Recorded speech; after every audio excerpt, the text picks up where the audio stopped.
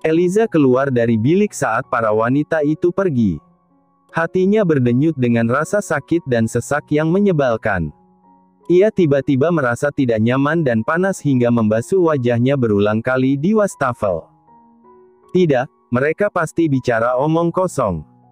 Nenek jelas mengatakan bahwa Kelvin tidak pernah terlibat hubungan dengan wanita, katanya, meyakinkan diri dengan kesimpulan itu. Namun beberapa detik berikutnya, ia menggeleng. Ada apa denganku? Persetan ia terlibat dengan wanita manapun, gumamnya. Eliza merapikan makeup tipis ke wajahnya lalu kembali ke kantor. Semua rekan kantornya akan tersenyum lebar melihat dirinya, namun wajah mereka akan mengendur dengan kesal begitu Eliza tidak melihat. Wanita itu tidak memedulikan itu, namun tidak dengan Eve. Lihatlah mereka begitu munafik dan tersenyum ramah di depanmu karena kamu memiliki status sebagai ibu dari putra presdir, tapi di belakangmu mereka terus mengumpat dengan kesal, ujar Eve. Jangan pedulikan mereka. Aku sama sekali tidak terpengaruh dengan itu. Lagi pula mereka yang hanya berani berbicara belakang menunjukkan bahwa posisi kita jauh di depannya, balas Eliza. Eve menarik napas dalam. Kamu sangat baik, jika itu aku, maka aku akan mengadu ke bos Kelvin dan memberi mereka pelajaran, katanya. Eliza tertawa melihat asistennya terus mengoceh. Jangan terlalu menunjukkan sikap antipatimu pada mereka.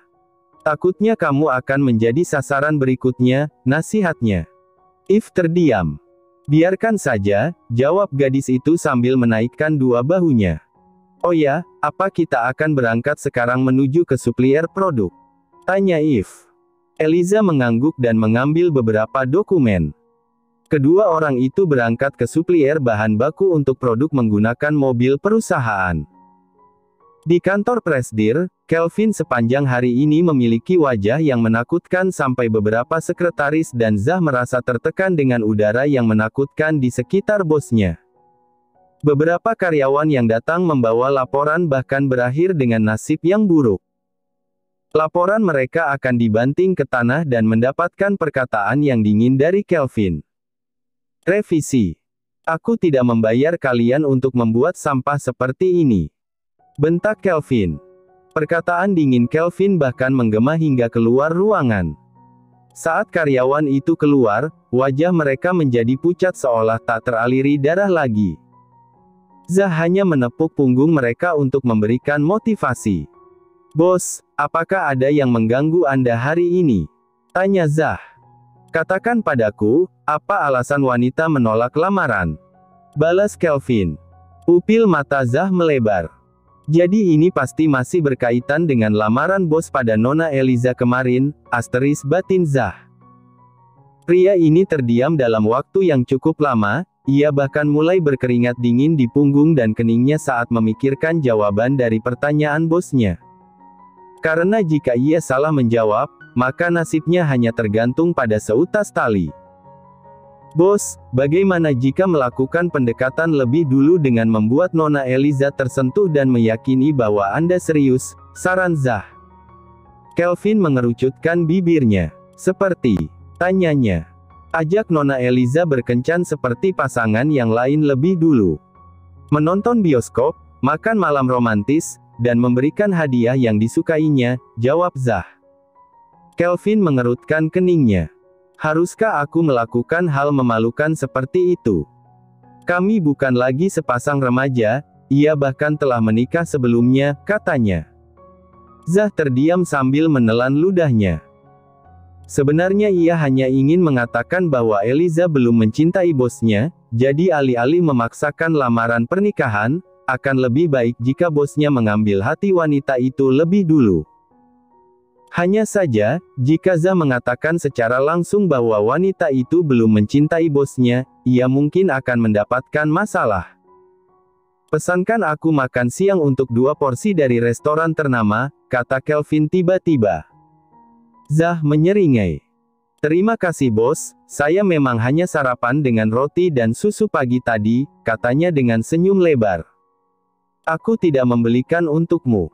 Kamu bisa makan sendiri di kantin, bukankah kamu juga sering makan di sana? balas Kelvin.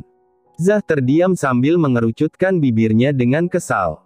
Kalau begitu aku akan memesankannya sekarang, katanya. Setelah Zah pergi dari ruangannya untuk melakukan pemesanan, Kelvin mengambil ponselnya untuk menghubungi Eliza. Namun pada panggilan awal, ia tidak mendapatkan jawaban. Panggilan itu baru terjawab setelah Kelvin meneleponnya 3 kali. Apa sebenarnya yang kamu lakukan? Kenapa tidak juga mengangkat panggilan? Cecar Kelvin begitu panggilan terjawab. Aku masih dalam pertemuan dengan suplier bahan baku produk. Ada apa memangnya? Jawab Eliza. Jadi kamu berada di pinggiran kota sekarang. Apakah kamu akan makan siang di luar? Tanya Kelvin. Apakah kamu meneleponku hanya untuk menanyakan ini? Tanya Eliza kesal. Tentu saja aku akan makan di daerah sini. Baiklah, kalau begitu jangan sampai telat makan, kata Kelvin menutup panggilan. Eliza menatap ponselnya dengan wajah penuh tanda tanya. Eve memperhatikan itu dan penasaran siapa yang baru saja menelepon dan yang membuat wajah Eliza tampak aneh. Siapa yang menelepon? Apakah ada sesuatu yang terjadi? Tanya Eve penasaran. Jika seorang pria yang dingin dan arogan tiba-tiba menunjukkan perhatian, menurutmu apakah ia tiba-tiba mengalami sakit mental? Tanya Eliza. Eve tertawa mendengar hal itu. Kamu terlalu banyak berpikir, mungkin ia telah jatuh cinta padamu makanya mulai menunjukkan perhatian, jawabnya. Eliza bergidik mendengar hal itu. Omong kosong, dia adalah seorang narsistik yang hanya mencintai dirinya sendiri, katanya. Sementara itu, Zah baru saja masuk ke ruangan Kelvin dengan membawa beberapa makanan di tangannya. Ia baru akan membuka mulut ketika bosnya memotongnya lebih dulu. Bawa keluar dan makanlah dengan sekretaris.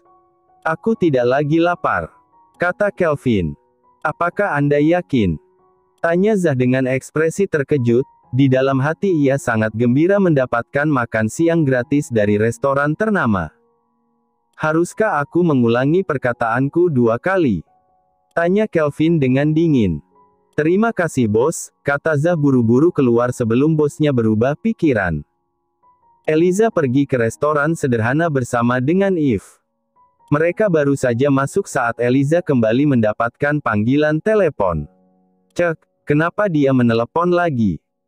Keluh Eliza, namun saat ia menatap ponselnya, ia terkejut karena kali ini yang menelepon dirinya adalah Zakari. Apakah kamu sibuk? Tanya Zakari. Aku sedang berada di dataran Limestone dan berhenti untuk makan siang di salah satu kedai yang ada di sini, jawab Eliza. Kebetulan sekali, aku berada di tempat yang sama. Kirim lokasimu, aku akan ke sana untuk makan siang juga, kata Zakari. Baiklah, balas Eliza. Eliza menatap Eve yang sedang membolak-balik buku menu. Kamu tidak keberatan jika ada peserta tambahan di sini, bukan? Tanyanya. Tentu saja tidak, jawab Eve. Setelah mendapatkan jawaban Eve, Eliza segera mengirim lokasinya pada Zakari. Pria itu datang 15 menit kemudian. Saat ia masuk, mata Eve terbelalak lebar, bahkan air liur hampir menetes dari mulutnya jika saja ia tidak segera menelannya.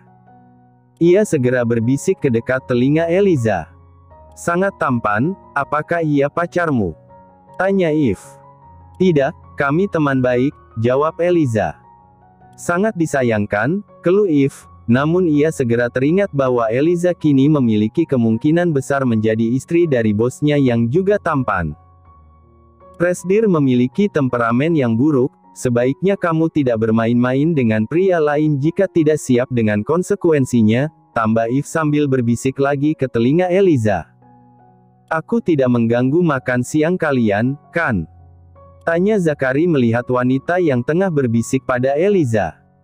Tentu saja tidak, kami baru saja memesan makanan dan sedang menunggu makanan datang.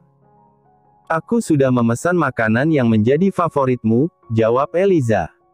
Terima kasih, aku pikir kamu telah melupakan makanan kesukaanku, kata Zakari.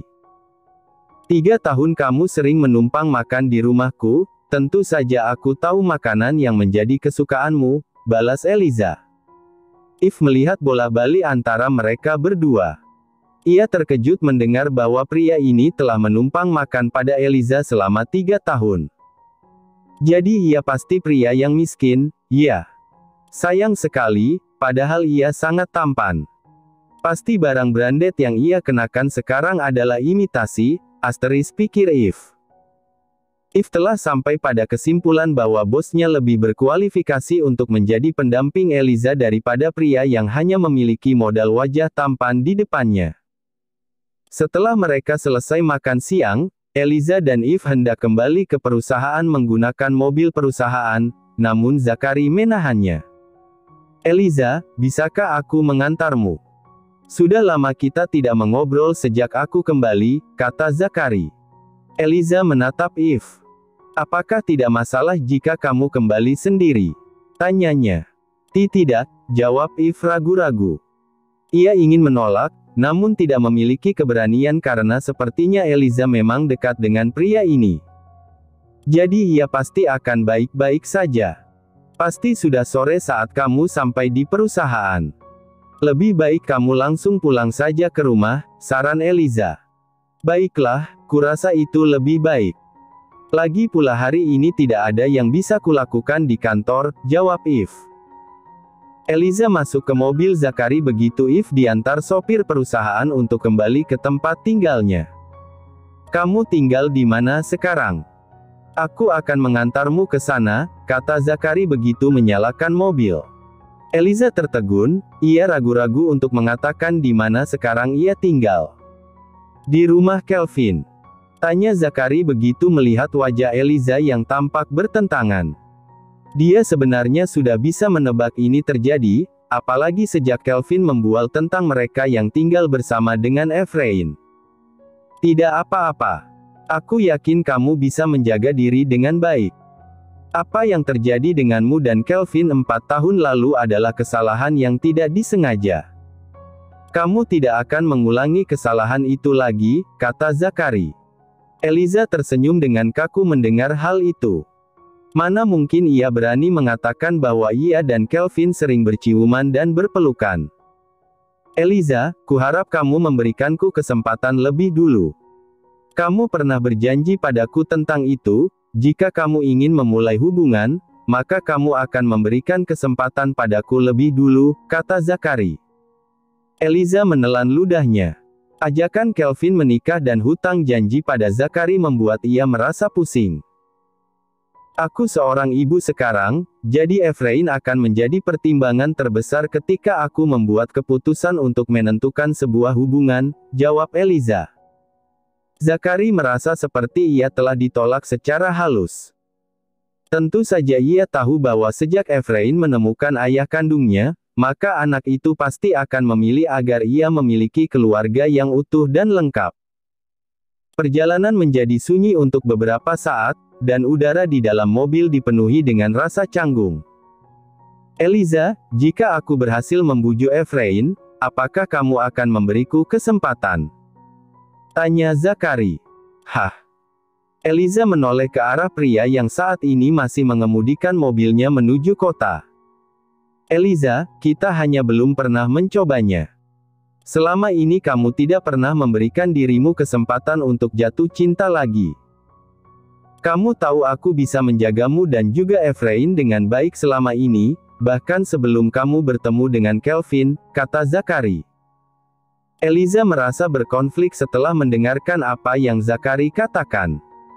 Satu-satunya orang yang ia merasa memiliki hutang budi adalah pria di sampingnya sekarang. Keluargamu tidak akan bisa menerimaku. Sebenarnya jauh lebih baik jika kamu bersama dengan wanita muda yang setara dan layak untukmu. Wanita itu sudah jelas bukan aku. Kamu tahu aku pernah hidup di rumah tangga yang tidak diterima oleh mertuaku sendiri. Aku tidak ingin memulai pertarungan yang tak bisa aku menangkan, kata Eliza dengan suara lirih dan wajah penuh rasa bersalah.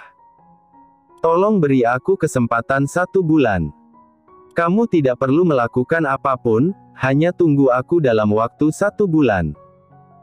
Jika aku bisa memberikan rasa aman padamu, kuharap kamu mau memulainya denganku, pinta Zakari.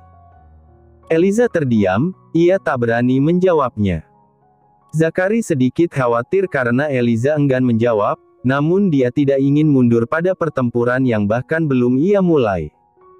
Aku anggap diammu sebagai persetujuan, kata Zakari. Zakari mengantarkan Eliza hingga ke depan gerbang mansion kakek Kelvin.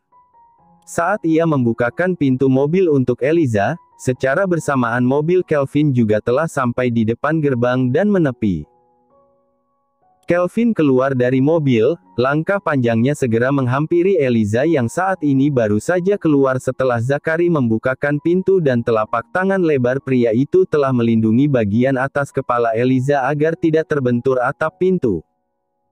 Kelvin yang melihat itu merasa cemburu karena ia selama ini tak pernah memperlakukan Eliza seperhatian itu. Saat ia berangkat bersama dengan Eliza ke kantor, dia akan menjadi yang pertama kali turun dan membiarkan Eliza turun dengan sendirinya. Eliza, panggil Kelvin dengan suara yang dingin. Wanita berwajah mungil itu terkesiap, dia menoleh ke arah Kelvin yang kini berjalan mendekat ke arahnya dengan wajah sedingin es dan tatapan yang gelap. Melihatnya saja sudah cukup untuk membuat sekujur kulit di tubuh Eliza merinding. Kenapa aku merasa seolah sedang tertangkap basah? Tidak. Aku bukanlah wanita yang tengah berselingkuh, kami tak sedang menjalin hubungan sekarang, asteris batin Eliza mencoba menegakkan punggungnya. Kerutan di kening Kelvin semakin dalam saat melihat wanita ini bahkan tak memiliki inisiatif untuk menghampiri dirinya dan masih berdiri diam di sebelah Zakari. Kelvin yang kesal meraih pergelangan tangan Eliza dan menariknya ke sisinya, namun Zakari juga menahan pergelangan tangan lain dari Eliza dan membuat tubuh wanita itu tersendat. Sentakan itu menciptakan rasa sakit di pangkal lengan Eliza hingga ia mengernyit. Apa yang kamu lakukan? Tanya Kelvin dengan kesal. Lepaskan dia. Jangan bersikap kasar. Kamu bukan siapa-siapa yang berhak untuk memperlakukan dia dengan cara seperti ini. Balas Zakari. Kamu tidak berhak ikut campur dalam urusan kami. Dia adalah wanitaku. Tegas Kelvin. Wanitamu. Apakah kamu suaminya? Yang aku tahu, ia bahkan tidak memiliki seorang kekasih, kata Zakari dengan nada penuh ejekan. Bukankah kamu juga sama? Ejek Kelvin ganti. Zakari, jangan terus mencoba untuk melewati garis kesabaranku. Aku tahu kamu adalah penyelamat Eliza dan telah banyak membantunya, maka dari itu aku tidak berbuat apapun padamu meski kamu terus menantangku. Tapi aku mungkin tidak sesabar itu lagi jika kamu melewati batas. Dua pria itu tak ada yang mengalah dan masih mencengkeram pergelangan tangan Eliza. Wanita itu bola-balik melihat antara dua pria yang tengah bersitegang itu.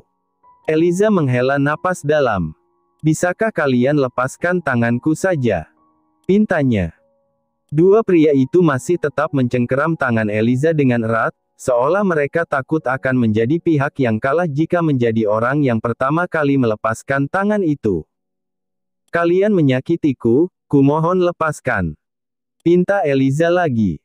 Zakari melihat pergelangan tangan Eliza yang memerah. Ia akhirnya melepaskan cengkeraman tangannya, namun Kelvin tidak. Setelah Zakari mengendur, ia akhirnya menarik Eliza ke sisinya dan melingkarkan lengannya ke bahu Eliza.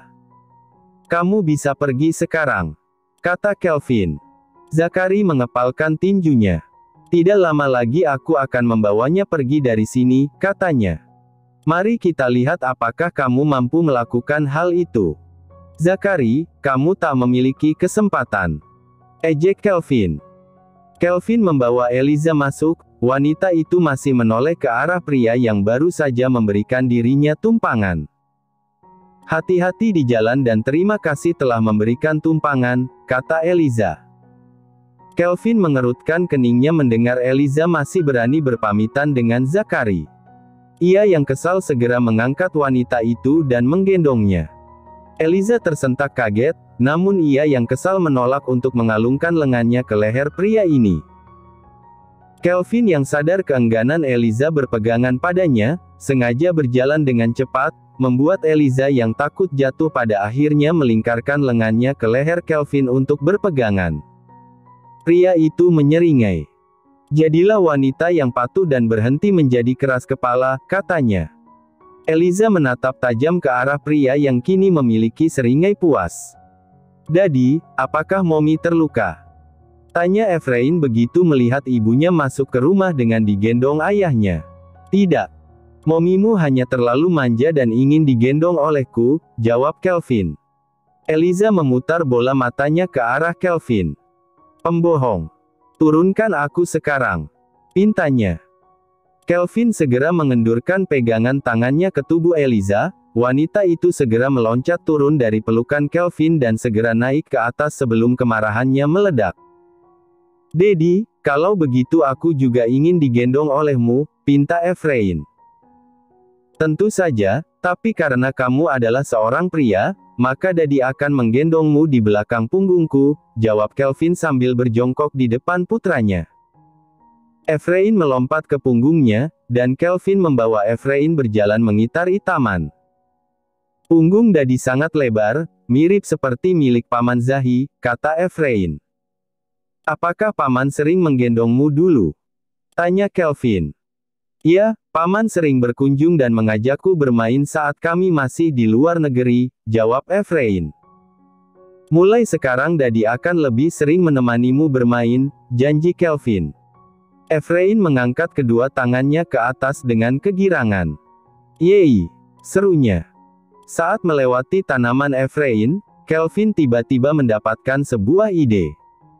"Sayang, apakah kamu tahu jika kita memberi pupuk ajaib untuk tanaman bunga ini, maka tanaman ini akan tumbuh besar dan berbunga dalam semalam?" tanya Kelvin. "Apakah ada pupuk ajaib di dunia nyata? Bukankah itu hanya ada di dalam dongeng?" tanya Efrain. "Tentu saja ada, tapi ini sangat langka dan mahal. Nanti Daddy akan meminta Paman Zah membelikan satu untuk tanamanmu," jawab Kelvin. Efrain tampak semakin bersemangat. "Yeay, apakah itu berarti pernikahan Mommy dan Daddy akan bisa dipercepat?"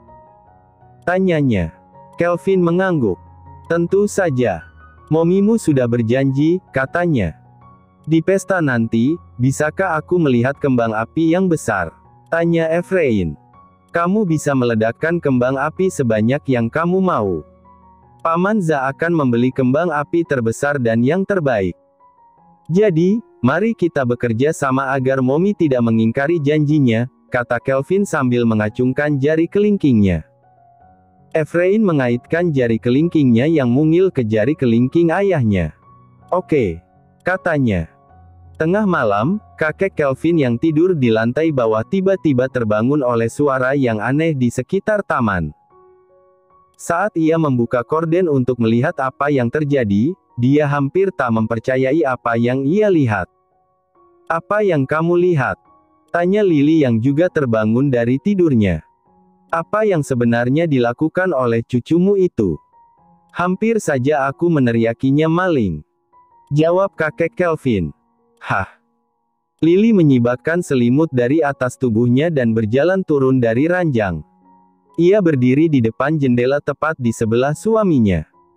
Pupil matanya melebar ketika melihat setidaknya ada 4 pria dengan senter kepala yang tengah mengobrak-abrik taman bunga milik Efrain. "Cek, dia sudah putus asa," gumam Lily. "Abaikan saja, ayo kita kembali tidur." "Memangnya apa yang terjadi pada cucumu?" tanya kakek Kelvin. "Dia sedang berusaha agar Eliza menikah dengannya," jawab Lily. Alis lelaki tua itu terajut saat mendengar hal itu. "Hah?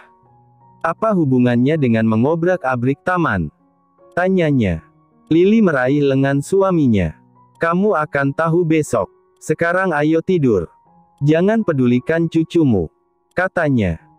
Di taman, Zah telah membawa 2 anak buahnya untuk memindahkan tanaman bunga yang sudah mekar menggantikan tanaman Efrain yang masih baru saja tumbuh. Zah terus mengeluh di dalam hati, seharusnya sekarang ia tengah tidur di ranjangnya yang hangat, tapi sekarang justru terjebak seolah ia adalah maling tanaman. Bos, apa begini cukup? Tanya Zah setelah selesai mengganti semua tanaman. Kelvin menggeleng. Tanahnya terlihat jelas bekas digali. Coba cari cara agar terlihat lebih natural. Perintahnya. Zah dan kedua anak buah yang ia bawa tercengang, wajah mereka sudah penuh dengan noda tanah, dan bahkan jari-jari mereka kini dipenuhi oleh lumpur. Mereka kelelahan dan ingin istirahat. Tentu saja sulit untuk membuatnya tampak seolah tumbuh besar secara alami, bos. Kecuali menggunakan ilmu sihir, keluh Zah.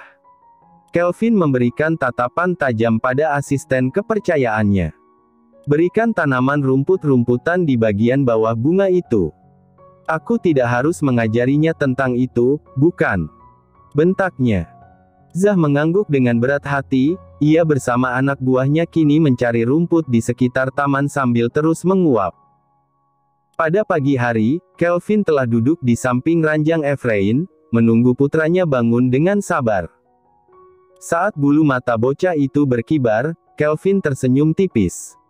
Selamat pagi, sapa Kelvin. Pagi, Dadi, jawab Efrain sambil menggeliatkan tubuhnya. Bungamu sudah mekar dengan indah, ayo kita ajak Momi untuk melihatnya bersama, kata Kelvin. Benarkah? Tanya Efrain dengan ekspresi terkejut. Jadi pupuk ajaib itu benar-benar ada? Tentu saja, untuk apa aku berbohong? Jawab Kelvin. Efrain segera mencuci muka dan pergi mengetuk kamar Eliza dengan Kelvin. Wanita itu baru saja bangun dan masih mengenakan piyama saat membukakan pintu. Ada apa? Kenapa kamu mengganggu tidurku pagi-pagi sekali? Tanya Eliza ketika menatap Kelvin begitu membuka pintu. Kelvin mengarahkan pandangannya ke bawah agar Eliza sadar bahwa ia bukan satu-satunya orang yang membangunkan dirinya. Eliza mengikuti isyarat mata Kelvin dan menoleh ke bawah, ia baru sadar keberadaan Efrain yang kini menyeringai kepadanya. Ada apa, sayang? Tanya Eliza. Momi, bunganya mekar. Ayo lihat bersama. Sekarang pesta pernikahan Momi berada di depan mata, kata Efrain. Eliza tercengang mendengar itu, ia menatap ke arah Kelvin dengan tatapan penuh curiga. Sayang, dadimu pasti telah menipumu. Tidak mungkin bunga itu mekar dalam waktu sehari, kata Eliza. Tidak, Momi. Pupuk ajaib telah menumbuhkannya secara ajaib dalam waktu 1 malam, kata Efrain sambil meraih telapak tangan ibunya dan membawanya turun. Kelvin yang berada di belakang mereka mengikuti dengan wajah puas. Saat mereka sampai di taman, Eliza dan Efrain terkejut ketika melihat pemandangan di depan mereka. Aku tidak berbohong, kan? Tanya Kelvin saat menyusul langkah mereka dari belakang. Inikah yang kamu sebut dengan mekar? Aku hanya melihat kekacauan di atasnya, kata Eliza dengan suara yang sinis. Ia diam-diam bersyukur jauh di dalam hatinya. Dadi, bungaku hancur. Bukankah itu pupuk ajaib? Tapi kenapa taman bungaku justru hancur, Hicks? Efrain mulai merengek. Hah? Kelvin terkejut dengan kata-kata Eliza dan putranya. Ia segera berjalan beberapa langkah ke depan dan pupil matanya melebar ketika melihat kekacauan di depannya. Siapa yang melakukan ini? Pekik Kelvin. Seorang tukang kebun dan seorang kiper dari anjing kakeknya berjalan dengan tubuh gemetar. Kiper itu berbicara lebih dulu sambil menyeka keringat dingin di keningnya. Tuan, tolong maafkan saya, 2 anjing tuan tua tadi yang melakukannya karena mereka mengejar ular kecil yang bersembunyi tepat di petak bunga milik Tuan Efrain, katanya. Wajah Kelvin merah padam begitu mendengar usahanya dikacaukan oleh 2 ekor anjing. Bawa dia anjing itu. Aku akan memberikan mereka pelajaran, ancam Kelvin. Anjing yang baru saja berhasil diikat itu meringkuk ketakutan begitu mendengar perkataan Kelvin. Aku akan mematahkan lenganmu jika berani melakukannya. Sahut kakek Kelvin. Kamu seharusnya berterima kasih anjing itu berhasil menangkap ular sebelum membahayakan cicitku. Kelvin menarik napas dalam, berusaha menenangkan diri. Bagaimana kerja keamanan dan tukang kebun di rumah ini? Bahkan ular bisa masuk ke taman. Apakah kalian ingin dipecat? Bentaknya. Tukang kebun itu berjalan dengan kaki gemetar sambil memperlihatkan ular kecil di tangannya. Ular ini sangat kecil dan mungkin masuk lewat celah kecil yang tak terlihat. Tolong maafkan saya, pintanya. Kelvin tercengang melihat ukuran ular yang jauh lebih kecil dari jari kelingking Efrain. Itu ular. Kenapa justru terlihat seperti cacing? Tanyanya. Kelvin lalu menatap tajam pada dua anjing yang masih ketakutan itu. Kalian benar-benar membuat keributan besar hanya untuk menangkap seekor ular yang lebih pantas disebut cacing, ya. Lihat saja nanti, ancamnya.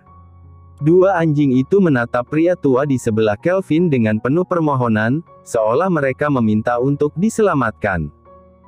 Pria tua itu akhirnya memukul bahu Kelvin. Sudah kukatakan, jika kamu menyentuh mereka, maka aku akan memberimu pelajaran juga, kata kakek Kelvin. Kelvin terdiam, ia tidak pernah merasa sekalah ini. Usahanya semalaman sia-sia, ia merasa ini jauh lebih merugikan daripada mendengar kabar salah satu bisnisnya gagal.